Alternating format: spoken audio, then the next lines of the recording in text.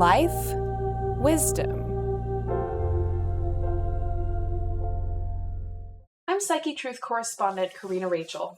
Welcome to The Truth Talks. Today we're discussing the use of ADHD medications on children. And I want to ask you if you have ever used an ADHD medication like Ritalin or Adderall, either to help you study, to help you lose weight, or even for recreational purposes. Leave a comment and let me know. I'm joined today by Dr. Corrina Breeding, a psychologist and university professor here in Austin, Texas. In this video, we're discussing information that every parent should know before sending their children off to school. Thank you so much for joining me. Hey, good to be back.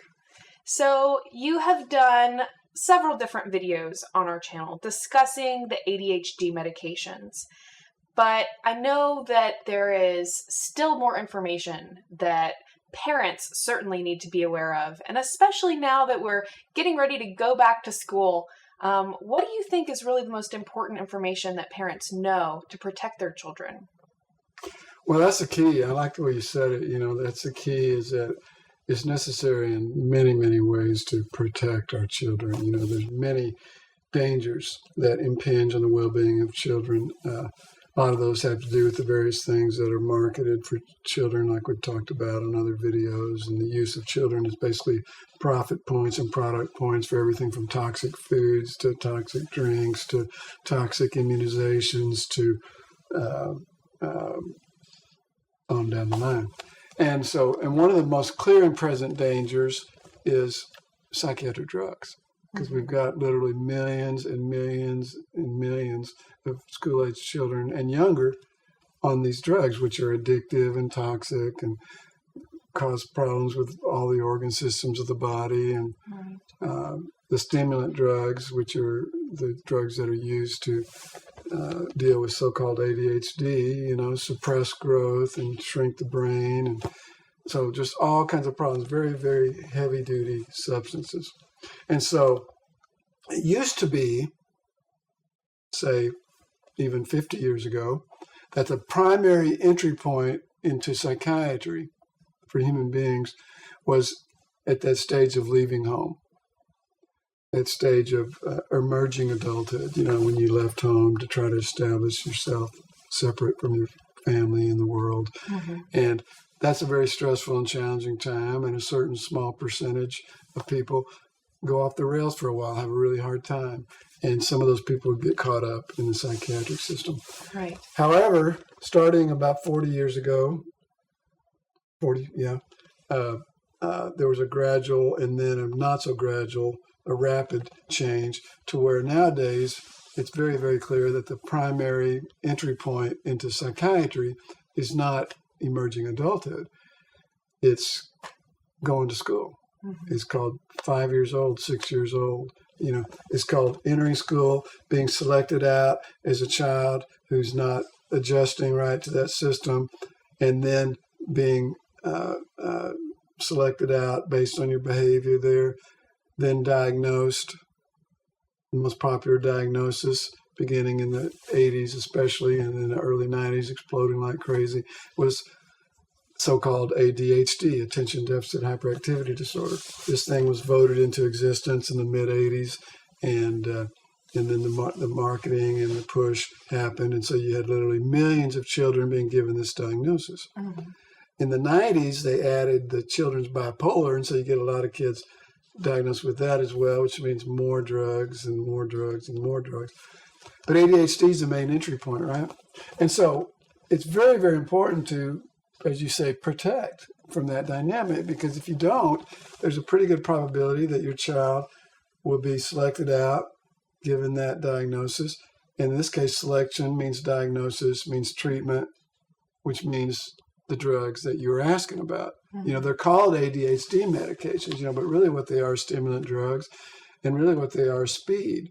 Right. And the old saying from back in the day when I was a young person was called speed kills, And that's really what we're talking about, because the effects profile of, for example, methylphenidate, which is Ritalin, is virtually identical to methamphetamine, which is crystal speed, and cocaine, which is the white powder from coca leaves. So that's what we're talking about giving to children. Right. So here's the data you need to know, which is one, that this happens, that school systems select the kids out. There's then pressure that's put on parents. Parents are naive and conditioned to believe this system or just to trust their doctors and don't think it through until too late. Right. And so it's important to think of this in advance and be prepared to resist it. And it helps to know the data a little bit. One is that so-called ADHD is not a disease that was discovered by science. It's a label that was voted in a committee room of the American Psychiatric Association. Right. My friend, Dr. Fred Bauman, neurologist, has written a book called The ADHD Fraud, and he calls it a total, complete, 100% fraud. Wow. ADHD is a made-up thing that is used basically to label and primarily to market the drugs. And so there's that. It's diagnosed strictly by behavior, too much climbing behavior, talking out of turn, disorganized, cluttered desks, things like that. And you cannot diagnose real disease by behavior. Right. And if you're going to have a conversation about using a drug to control behavior, then have that conversation, because it's not medicine to treat an illness. Right. Parents are typically guilted with, if your child had diabetes, you'd give them insulin, wouldn't you? But with diabetes, you have a blood test and blood sugar levels and pancreatic function, Right. So one, ADHD, the nature of the diagnosis, there's no objective test or indicator. There's no scientific literature that validates that it is a disease. Two, the drugs. Speed kills. Right. Study Ritalin, study Adderall. Adderall is 3 amphetamines rolled into one. Methylphenidate has been demonstrated by the Drug Enforcement Administration, which controls the production and distribution of these substances because of their high addictive potential and risk of abuse.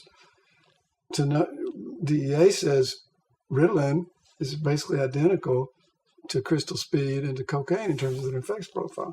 But we don't say, hey, I'm going to give some speed to my kid. We say it's medicine for their illness. Right. The language is fraudulent, and you have to cut through that. And then study the substances and consider whether because the other thing is Thomas Zotz, one of my favorite heroes in terms of thinking about psychiatry, the psychiatrist himself. Get clear on the language, and for Thomas Zotz, he would say, it's not about medication for ADHD. It's about poisoning your child. Right.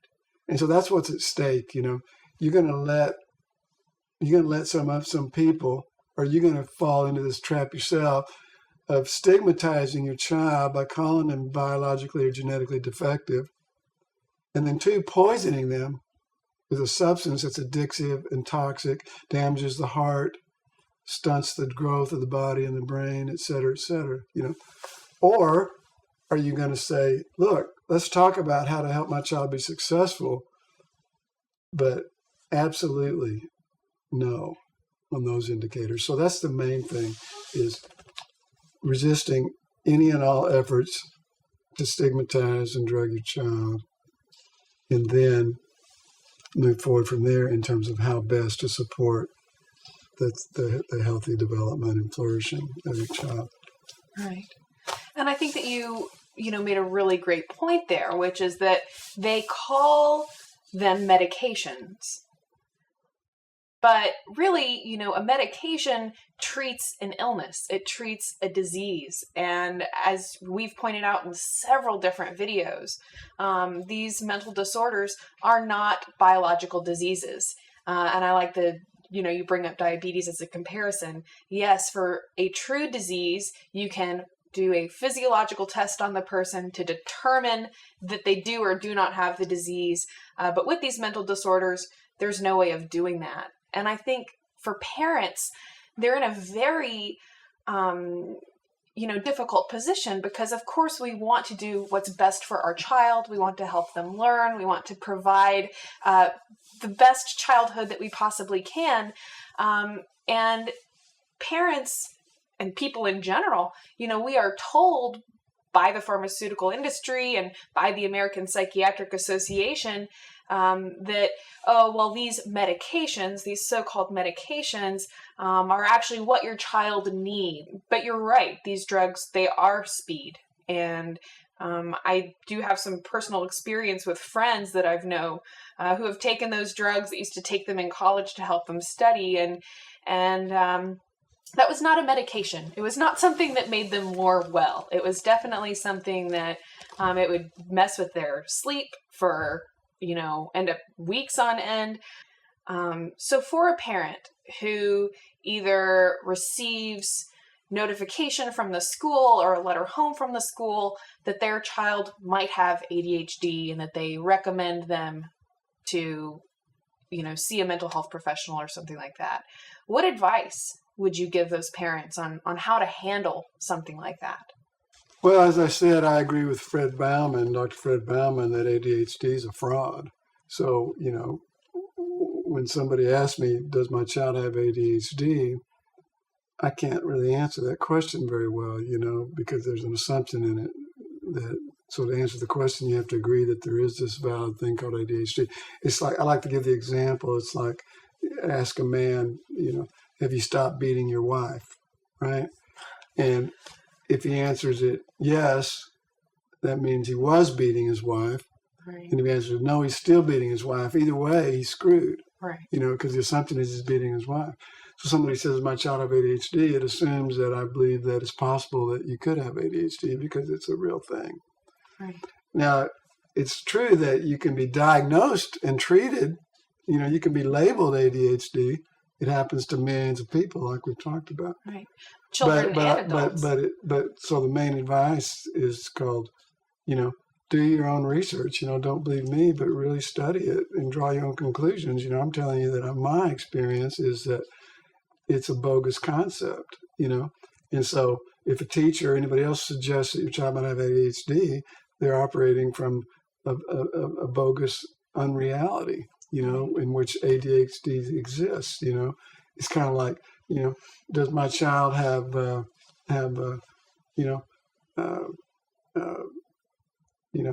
alien space disease? Maybe they do, but it certainly hasn't been identified and verified by any scientific study or whatever. It's created this concept, Mm-hmm. So I would recommend finding other people and letting those particular people know that you don't accept that. You could ask them, you could say, oh, could you show me the articles in the scientific literature that validate this ADHD as a medical disease? Could you show me the article in the scientific literature that shows how to the specific objective test or indicator that identifies a physical or chemical abnormality there? Mm-hmm.